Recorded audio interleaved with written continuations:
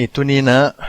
Photoshop tutorial khat kon bolon di nga thotan ni hino na ka video bolsa te etina Photoshop ahi photo editing lemin ki papi thole hoi sang mai na hi basic tools Photoshop basic tools ki papi join ka thia hoi jakina hoi tu ni na stroke kichi pen tool tungto na stroke zadan kon gen di nga ka gen ge ba bagin ka tutorial te hi beginners tia di nga hi Photoshop zang tung pet ma te adia phatwam di thila hi intermediate de hiam advanced de tia di ngi na hi le hochilwa ka bol ke ya ei mi sunga Photoshop hi azang thei tampi omlaya hi akip akisin dek tung om ahia wai tia dia kadi jaka basic pen ma thian gen ka hi mo tuna stroke ichi bang hi pen tool tung tona stroke ichi bang hi ko ya bang aza thei hiam chi kha kon gen dia wai ding ina ma sapenin layer khat kon he layer khat kon bol ma sapen dia khai layer chini mo concept dinga sorry cap lock chin concept dinga stroke ichi kha pen tool tung to na izat theina kha hai pen tool pen lag ding mo hile ha pen tool le ti hela kha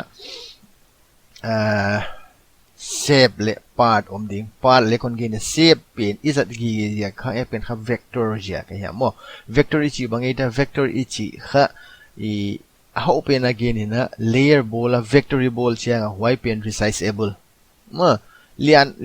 level ball he ni wa level ball he a quality selowa part ong hi chiang kha na design pen original size apana aneuzo na hi le poilo le na original size apana alien zo non hi to chiang a quality sia wai ja ka alo theilo hi a hi zen ki le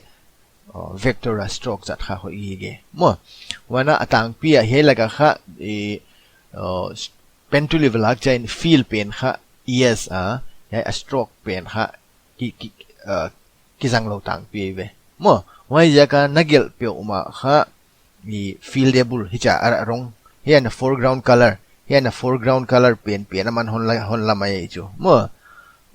wai ja ka hun khen khat banga kha en kha thil bang I design ha mi draw chiang hiam ma takin de hedana wave bang ichidana bang gel nuam hileng kha hongdik haksai chu hongdik haksa ka china chu takin de na hayen le to hayen le hi chakai changa hayen le he ki kal neu mo he ki kal lian wa kha en kha I ba just to hongai chu mo he ya ni to I handlebar I handle te tung to na va hi in wa ja anol bang he ya anol bang kha around each idea le kha icha va hi in around na dia kha icha kho cha vakain la round hui tak lo che khong angom se kai chu ai ke ya le design hi am dang te khen ding ina pattern tuam hi ta le mo ichidan khong hi tai nan pattern tuam hi ta le wai va bol chang a kha hai feel is at ale cha aki kal te hong dik hak sai chu wai ja ka kha stroke is at ale kha dik gi ge hi mai la vector hi gi ge mo wain tunan pantakleng ya layer thakon bola pen tool kon la wana ya shape ka tela ya feel kha nan ji ge be deilo feel deilo ya stroke pen kha color yes bachi ya by default red hon la ya stroke in a color kha ya na foreground color na non lo di ya pen kha na background engine wa jaga aman kha ya tela tadi akhe te direct have a click le te asan mo bangena de hele khala di huchilo wa a details on de ile pen ba click le te ya kha ya dialog box kha na de color vatel thak non the mo asan chini te khin na de na acha hele ga kha na stroke na pen mong alet aneu dan ya in on gen mo te khin na de na test na de na fora ko ini mo wai jo changa na line draw de kha solid line di mo kile dash mo kile dotted line mo ya NTL the hai alignment na draw pen alignment hai ti khat din cha kon gen dinga hile na thi na tu na den na kon gel dan in wave bang design na di om bang hile mo tu na den na ka hi da na khan hi thak non china tu na ka keyboard enter mek leng chi hi mai voi tu na hai kha neu na sak a hi le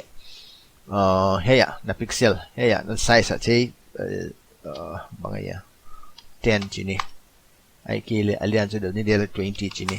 hi chiang hitai chu tu na en le te hei line stroke hitai changa a size ki banglo chi om non lo male mai changa to kha he kha hei na gel pen kha inner alignment kha inner ai chu hei en le te he pa in lan he alignment ya asunga pai en kha sunga pai de aligned pai de ale ya alayang pai ta mo ila I draw pen pen layang pai mai chang he anul kha en kha alum de hichidana a bag de lo mo chi le he ya a kep sa kha he la ka around corner hong lum ta chio mai jo chang he kha ko okay he corner pen kha he yang hi thelo du corner pen console jo le te khina di en he hichidan do gel thak non ta uchi hitale eno he ya he a corner te azum boy mole eno ide ke le chu dena pena he pai ding in he ya corner sa kha around chile he mong zum no lo hichidan he kha a draw kha mi thilgel le de kha stroke hoya hoi pen ma mo he kha vector hizoma lai tunan no tale suliani lan suniu le te a quality bang ma sia lo di mo he pen tool bang na zat siam ngia la le kha lo kha he ya kha logo na utut bol he hi mai nei chu mo te khen semi circle a design na bol here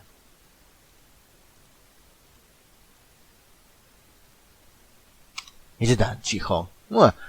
logo bol le de kha hong no mang nom di tu na he pen tool kong pai thak de pen tool la he ya shape tung to na le stroke ball thei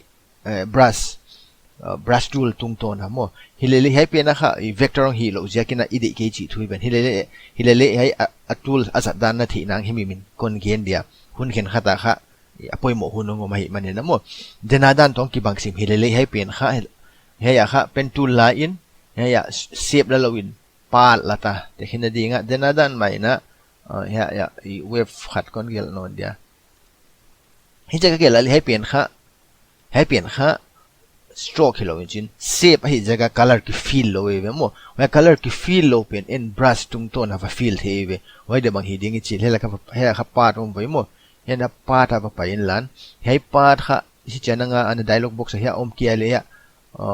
view apa in lan sorry window apa in lan hi part he va tiel le ti hela ka ngom di mo he kha va select di cho wai jo chang he layer apa in lan hi layer thak ba bol le ti layer thak na bol ki ya color hi background na feel le kha akhonong chaina om namun swan u le de swan thelo di wai jaga ya layer ba bol di tu na hi brush line lan holo ya I color kha a colorful de khat kon tel dia asan bang chini ni tu ne brush line lan ya size ba tel lan mo a size kha se 10 ma hi lan he hardness kha brush is a chehel kha by default 100 ta om inchin he 100 ta om pen kha hardness kha 100 ta ba koi di mang hil ki le ti wai 100 ana ba koi ki le ba hong chi ding he mi chi le he ya to color I feel pen kha transparency ngom di opacity ngom di inchin solid color hong hi thelo di en to kha solid color de mo wai jaka mode kha normal za ding opacity 100% flow 100% smoothing le 100% ngena koi ding in tun ha pa ta pai thakilan hiai pen na mu he atwa tool pen ka stroke part with brush a stroke apart pen kha brush aba feel di chi na hilele chu mo tun kha khan ba click leng eno hiang ki feel ta vele mo hiai pen kha dena stroke tu ka hong flexible lo wai ja khat ve na feel nung kha a size ba adjust the no lo wai ja ka control zetin kong bek thak dia alien zone de di le chu he la ka abula pana na ba tel di himai en kha 20 a de chita u chele 20 le hong lian zo mo tu na hiai pen kha he dan the layer pai thakilan hiai pen ven thak le te hiai pen kha tua na u na swan the hi ta nei chu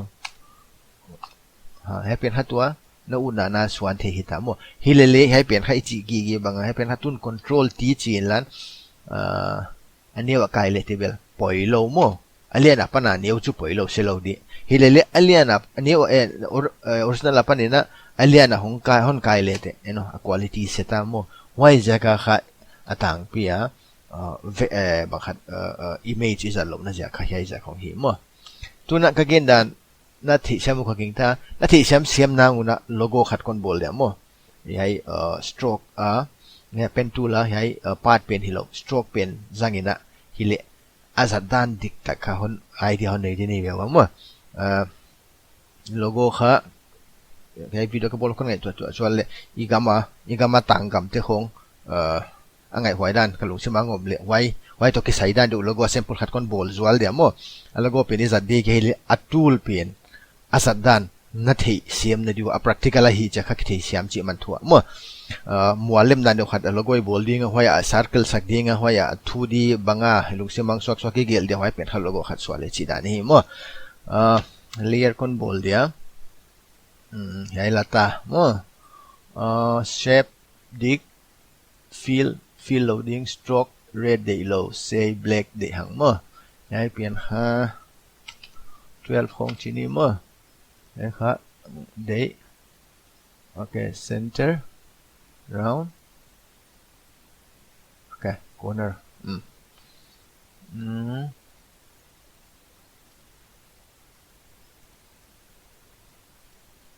khá tọa con bol mấy hi giờ cái khá hong bạc khát lâu à bol tắc tắc hi lâu thì chú hay line không ruler không cài un lán mo hi lệ ý na bol pe nu khá dik mga angle không dik gì thì na en su trying bol mấy giờ kia na mo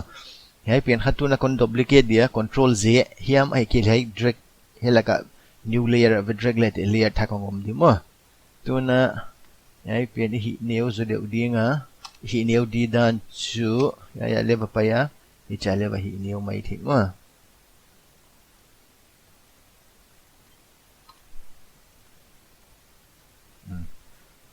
wai zo che hai pian duplicate layer bol non ding a sulian non jegle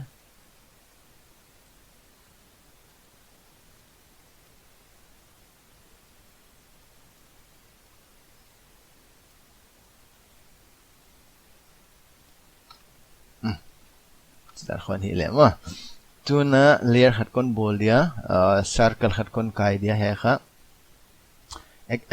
circle kon la dinga huana fill stroke dig vek ma tuna kai ding e pian kha adunga vai akikim hia chi kha kikim lo de circle tak tak ne adunga vai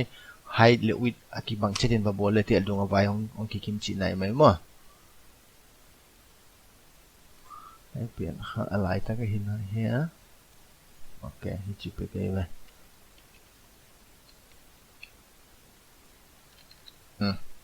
tu na thu điên vậy na bằng chi dia cat tang gam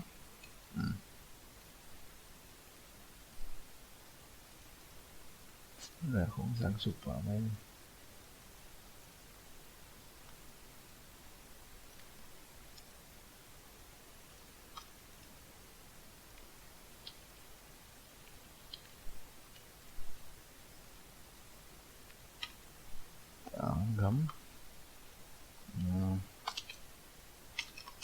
gam kem bitin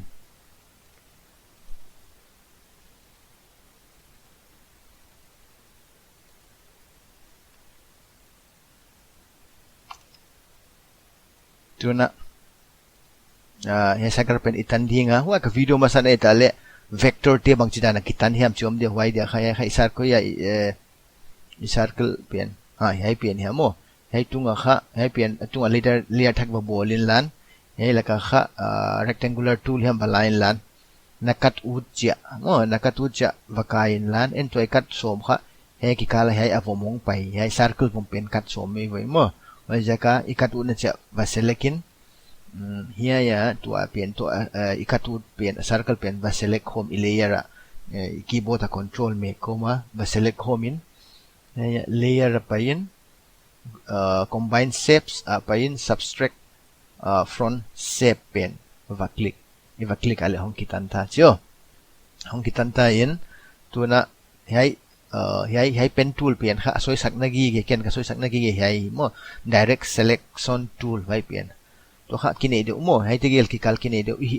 wai kha i bang kha tu ta le banga hi i suk la tu ta le ha pai he ba select ding in hiai anol va click hang vom voi dang kia ngau ve le mo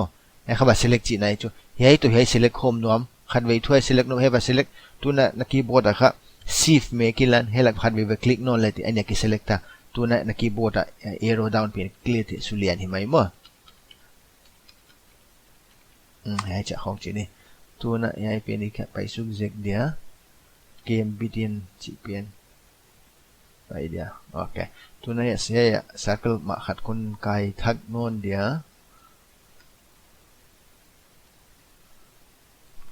ให้ดูมาไว้กิกิมเนี่ยกิกิมเราให้ค่ะไก่เหนียวดีมั้งให้ค่ะไก่เหนียวด้านค่ะแต่แค่นั้นดีนะ control T select ชีนะตุน control T หินลันให้หลักโน้เลยมันโน้เลยมาว่าหินเหนียวส้มเลยหินเหนียวส้มเลยที่เนาะดูมาไว้กิกิมเราว่าki resize thi mo wai idi ki ale bang chiding control thi chiding chin keyboard a shift make den lete na kai na lam a ratio ki banga omgi ge di mo a ratio ki banga omgi ge di hilele a hoi lo khat chu bang a hoi lo khat chu tun ha kai to ale ka center point kha hai anol hi gi en wai de lo mo wai de lo na hi le ama sa pe na kha hai lai sanga koi phot ni mo heyตัวข้ามันเอ็นข้าเซนเตอร์อะ adjust น้อมฮีเล่ดินาดันมา control T เมกดิ้งอินในคีย์บอร์ดอะ shift เล่ alt เมกโฮมเล่เตะนะ adjustment ข้า center อะอมกีเกดีง้อเมื่อกี้นาทีเชื่อมเดียวมาเมื่อตัวข้าฮิจิเจ้าของฮิสักนี่ง้อตัวน่ะฮิจิฮิไม่ไว้โลโก้ขัดสวะฮิไม่ไว้มั่วจังเลยตัว color บางเนี่ยเปียงโนปาเล่เฮ้บาง color เป็นวามนะฮิอาเล่เซ่เฮ้ข้าน่ะเป็นตัวละไปทักินลันเฮียfeel เป็นน่ะ yes บัดจีนลันเฮเล color ของฮิไม่มั่ว color นักเข่งโนปาเล่เฮียเอ็นเดลียร์เป็นบัด double click อ่ะบางอันนักเข่งโนเฮ้บางฮิตเล่ฮิจะเข่งเทฮิไม่มั่วฮิจะข้าโลโก้ขัดของสวะฮิไม่ไว้มั่วเป็น tool stroke จังอ่ะค่ะให้เป็นข้านูทุนน่ะเนี่ยนักเรียนเฮีย direct selection tool ละดิ้งอินเฮียมัวที่ของน่ะ color นักเข่งโนปุ่นอะไร